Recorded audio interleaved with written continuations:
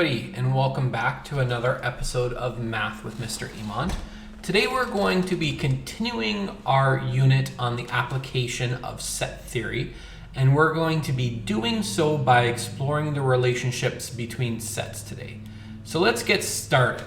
Here we have a Venn diagram with three different sets. The first set is of flour, second set of egg, and the third set of milk. And you can see that when you put them together, there starts to become some overlapping regions here. Like this region is the overlap between flour and egg. And when you mix flour and egg together, what do you get? Pasta. This region here is the overlap between flour and milk. And when you mix those together, what do you get? Batter.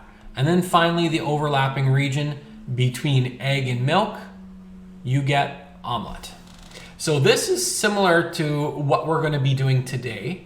Let's start off with the understanding that if sets are not disjointed, they're going to share some common elements. So for example, in set A and B, they're not disjointed. They have some common elements, which are the elements that are going to be in set A and set B, in the green here. They belong to both. Each element in a universal set appears only once in a Venn diagram. So you don't want to have things appearing multiple times in multiple regions. And then if an element occurs in more than one set, it's placed in the area of the Venn diagram where the sets overlap. So if an element belonged to set A and B, you would place it here in the middle in this green. This is the elements that are in set A and B. If that element only belonged to A, you would place it in this region, in the blue region. These elements belong to set A, but they do not belong to set B, and they're not shared, of course, because B doesn't have that element. And if elements belong only in set B, but not in set A, they go in this yellow region. Now, if you have any elements that are in the universal set that are not in set A or in set B, where do you put them? Here, outside set A and B, but within the universal set. And that's the final one here. All right. Let's try out number one. So in an Albertan school, there's 65 grade 12 students. So there's 65 kids in all of grade 12. Of these students, 23 kids play volleyball. So within this set, 23 kids are playing volleyball, and within this set, 26 are playing basketball. And there's 31 kids who are not playing anything. So there's 31 kids outside of those two regions. The following Venn diagram represents the sets. Complete it.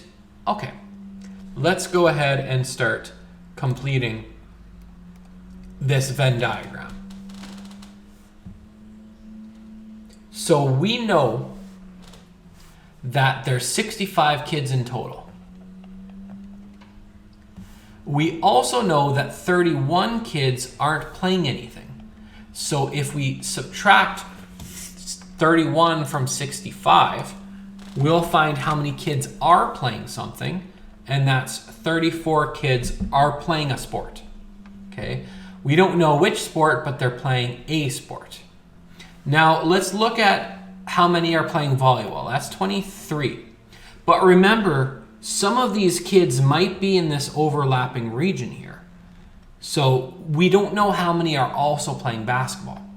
And 26 kids are playing basketball, and again, they could be in that overlapping region. How many kids are playing either volleyball or basketball? That would be 49 students. 49 students are playing one or the other sports. But we know that only 34 kids are playing. So there's an overlap. You can see that. Some of the kids have to be playing both. How many? Well, if 49 kids are playing one or the other sport, but only 34 are actually playing, that would mean that there's 15 kids who have to be playing both. Okay, so this overlapping region has 15 kids in it. Now let's do some quick math. if 26 kids are playing basketball and there's 15 of them that are playing in both sports, how many kids are only playing basketball? 11. So there's 11 kids here playing only basketball. And likewise, if you have 23 kids playing volleyball, but 15 are playing both, how many are playing only volleyball? 8. And now you can see 8 plus 15 plus 11. So if we're talking about all the kids playing, we're just doing some checking of our Venn diagram. 8 plus 15 plus 11 is 34 kids who are playing something. And that's what we said, that 34 kids were playing something. And 31 kids are playing nothing. And when you add those together, you'll get back to your 65 kids in total. So now we have our full Venn diagram. How many are only playing volleyball? 8. How many are only playing basketball? 11. How many playing nothing? 31. And how many playing both? 15. Great. Let's step up the difficulty just a little bit. Let's look at example 2. So each member of a sports club is going to play at least one of these sports. So there's 3 sports being played. Let's get our shapes out here and let's just draw a circle. We don't want it to be too big, roughly that size. And now you can follow along on your paper, right? And you'll just be drawing this out. So we know that there's 3 sports, so we're gonna have 3 sets here. 3 sets, there's my 3 sets.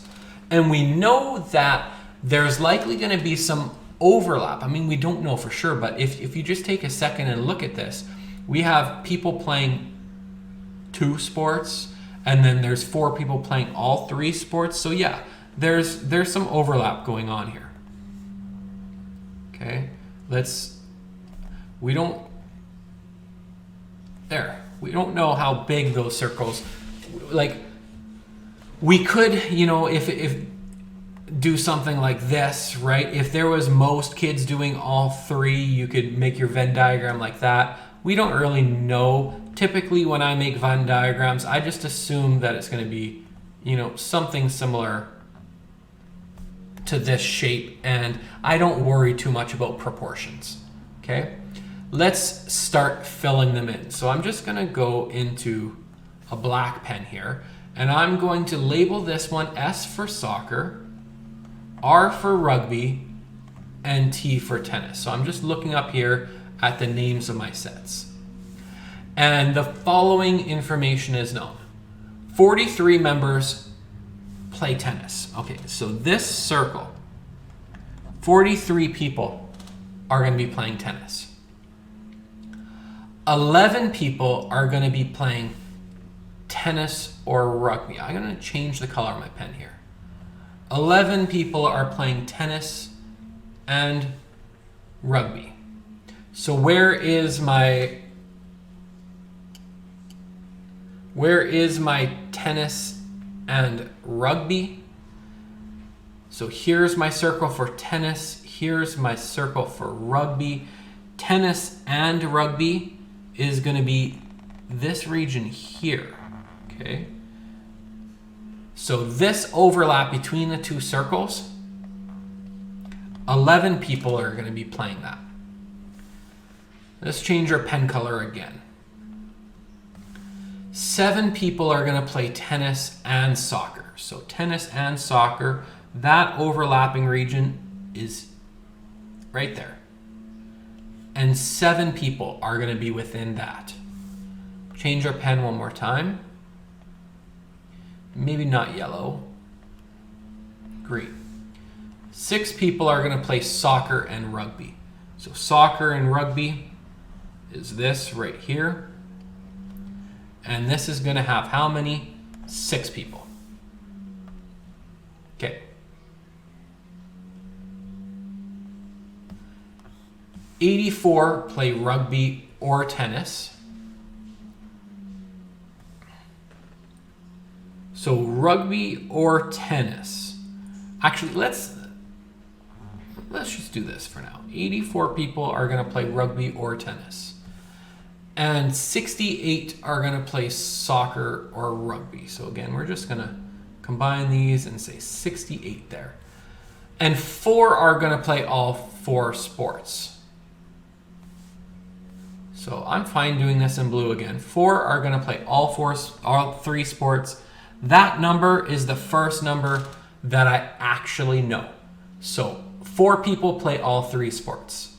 Now I can do a little bit of calculations for the other ones. Like for example, if 7 people are in my little red here, and I know that this inner one is 4, then how many go on this other side? 3. So now within this red, we have 7 people, 4 plus 3. Let's keep doing this. In the green section, there's 6 in total. 4 are shared. What's left? 2. And in this purple section, we have 11 people and 4 are shared. So what's left? 7. Excellent. Okay. Where do we go from here? Well, we know that there are 43 people playing tennis. Right? 43 people played just tennis. So that's this big circle. So 43 people play tennis, and we know what these sections are, 7, 4, and 3. And so now we can find out how many people play only tennis. So 43 minus 7 minus 4 minus 3 is 29 kids. 29 kids are playing only tennis. So now we have some more information we can work with. Let's go to this blue one. Maybe I should have done different colors, but that's okay. Let's go between rugby or tennis. So I know that 84 kids are playing one or the other sports. And then I know what all the sections are now except for this one. So let's subtract them. 2 minus 4 minus 3 minus 7 minus 29 equals. Let's see. 84 minus 2 minus 4 minus 3 minus 7 minus 29 is 39 kids. So there's going to be 39 kids that only play rugby. And likewise, we can do the same thing here. So I actually, just for the sake of people not being confused, I wish I could.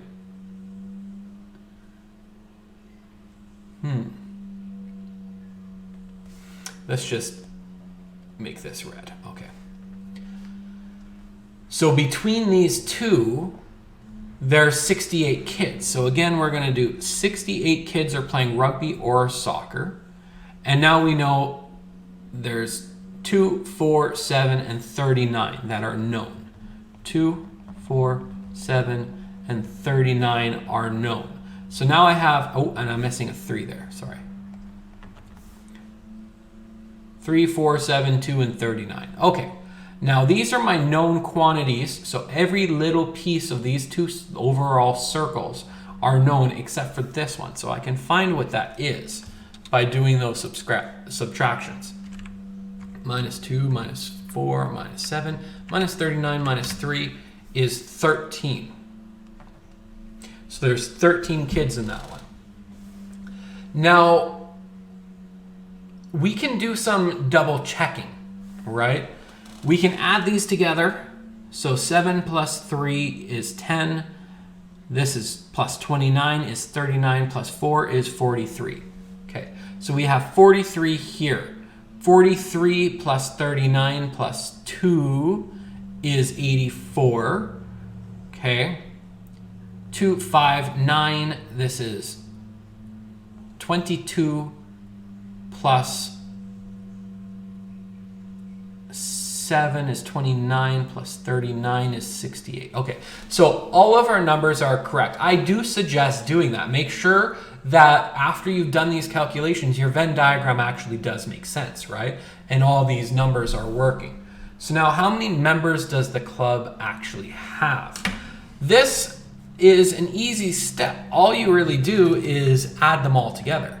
So we have 13 plus 2 plus 4 plus 3 plus 7 plus 39 plus 29. 29 is 97 people in total. So 97 members of the club. Many of them are playing more than one sport, right? Some of them playing just one sport. In total, 97 people are in this club.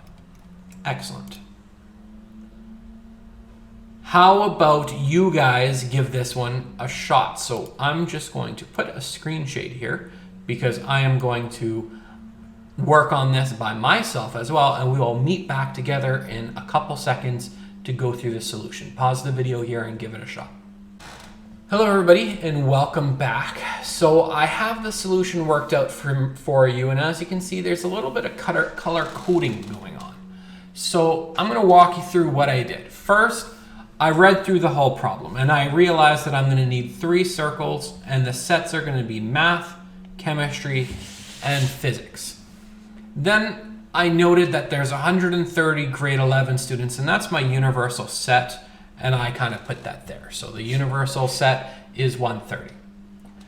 And I started off with this piece of information. 11 students are taking all 3 courses. And so that's going to go right here, right in the middle. 11 students taking all 3 courses. And from this point on, everything just started falling in place very systematically. The next piece that I used was 27 people are taking math and physics. And with that, I know that 27 people are taking math and physics. So these two numbers have to add up to 27. And you can just do this little math here. 27 minus 11 is 16. That missing piece here would have to be 16. The next one I did was 25 people are taking math and chemistry. So math and chemistry means these two sections have to add up to 25. And 25 minus 11 is 14. So this missing section here would have had to be 14.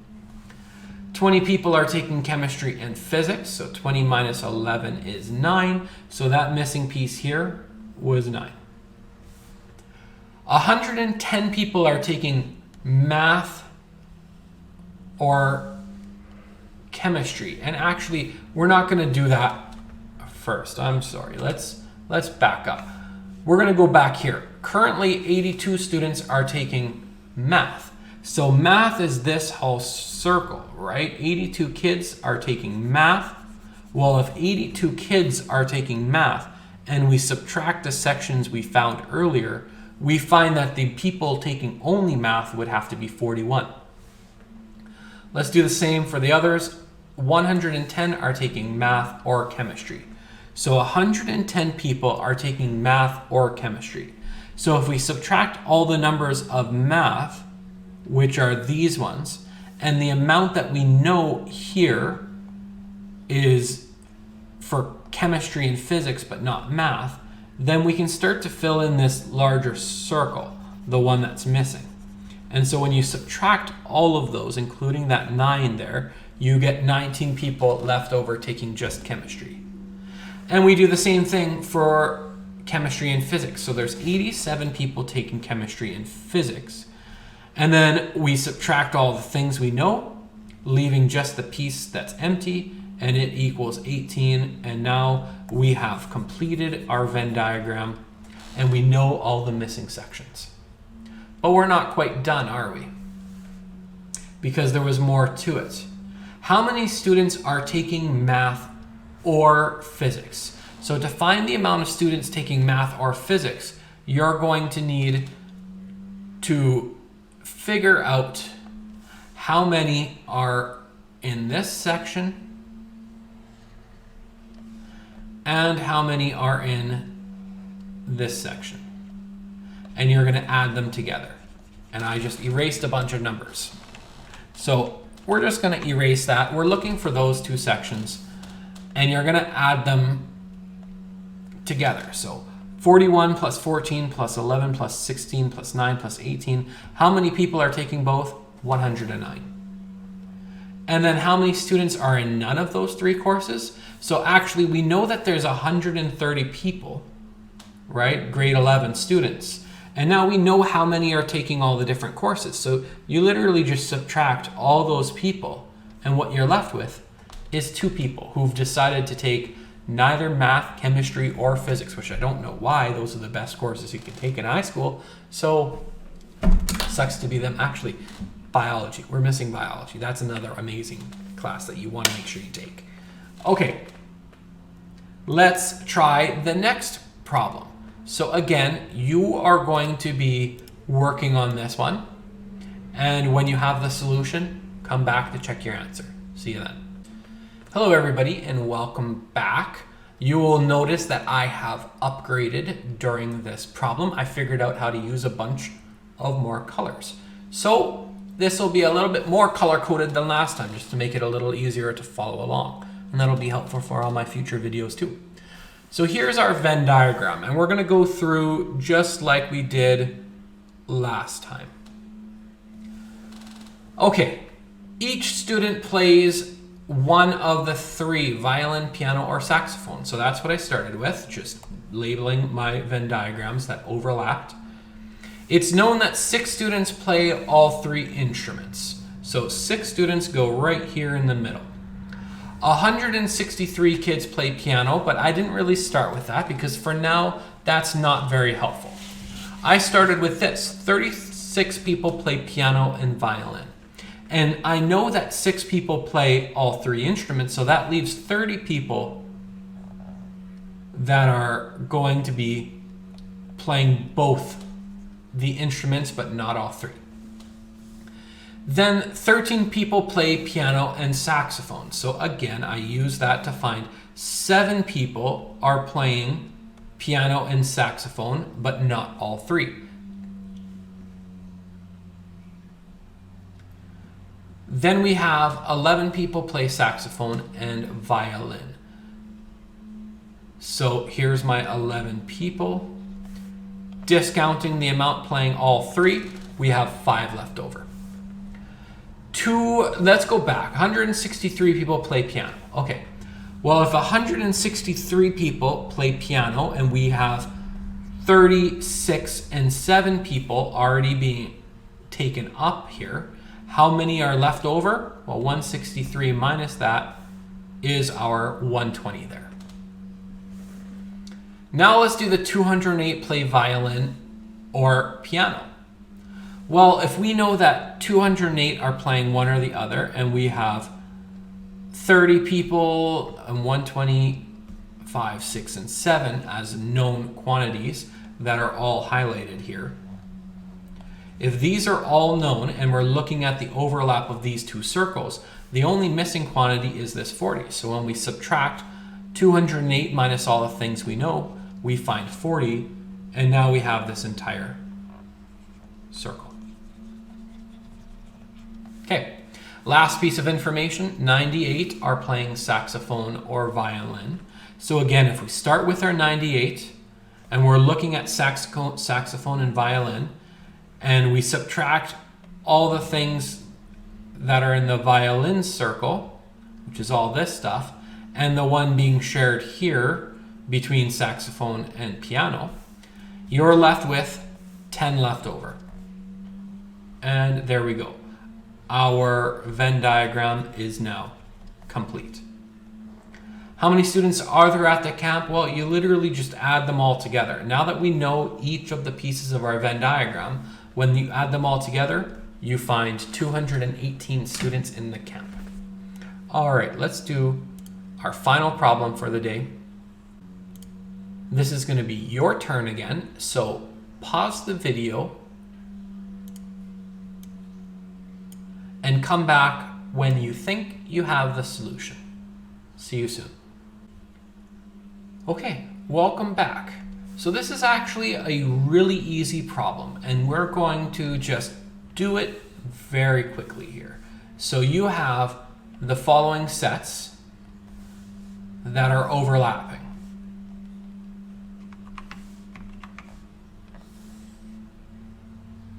And let's label them. So we have our universal set, we have X, and we have Y. Now, the first thing I notice is that X and Y have 1 in common and 4 in common. So that's what's going to go in the middle of them. X has 2, 5, 8, and 9.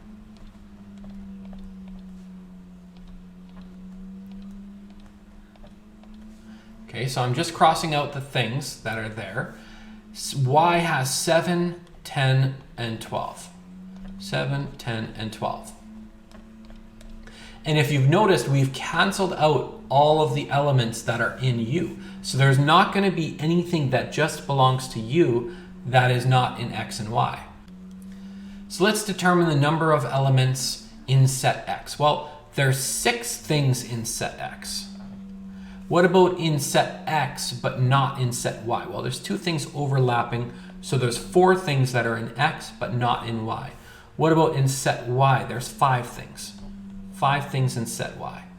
And in set Y that's not in set X, well, that'll be 3 of the 5 because 2 things are being shared. In set X and set Y, in between the 2, that's 2. In set X or set Y, well, that's 1, 2, 3, 4, 5, 6, 7, 8. 8 things in both. In the complement of X, that would be these 3 here. So those 3. And there we go. We have answered all the questions. That's it for today. Let's go over the key ideas.